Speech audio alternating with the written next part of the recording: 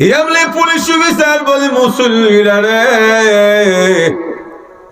বলুন দেখি এই লোকটার জীবনী কেমন ছিল, কোন মাপের ব্যক্তি ছিল, একটু বলুন। মুসল্লিরা বলে, হুজুর সম্পর্কে জানি না, কি আমল করতেন আমরা জানি না, কোন মাপের ব্যক্তি, কি ডিগ্রি ছিল তেমন আমরা জানি না, তবে চলুন ওনার জীবন বৃত্তান্ত যদি জানতে চান, ওনার বাসাতে একজন মেয়ে আছে, ওই মেয়ের কাছে গেলে সব তথ্য আপনাকে দেওয়া যাবে। বেটা পুলিশ কোথায় চলেন দিক্কালু বেড়া কি করতো সুবহানাল্লাহ এখন না। মুসল্লিদেরকে পুলিশ অফিসার বাসার সামনে গিয়ে সালাম দিলেন, আসসালামু আলাইকুম ওয়া রাহমাতুল্লাহ। চিকন কণ্ঠে জবাব দিল, আলাইকুম সালাম।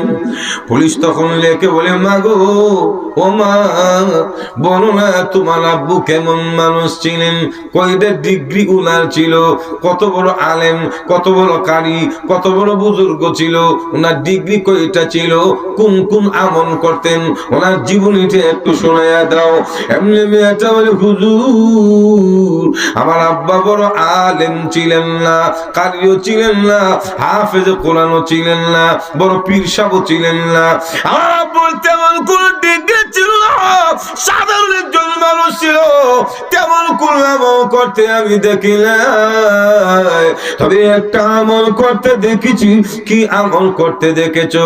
এমনি মেয়েটা বলে, আমার আব্বুকে দেখেছি প্রত্যেক দিন আমাদের গলে সাঞ্চির উপর থেকে একটা বই হাতে নিতেন, বইটা হাতে নিয়ে কপালে লাগাইতেন, কপালে আর গালে আর মাথা আর সুকের মধ্যে লাগাইয়া বুকের মধ্যে জড়াইয়া ধরে কান্না করতেন, আর সুকের পানি ছেড়ে ছেড়ে কাঁদতেন, সুমা দিতেন, আর আঙ্গুল টেনে টেনে বলতেন, এই বইয়ের মালিক সত্য, বইয়ের ভিতরে যা লেখা আছে সব গুলি সত্য।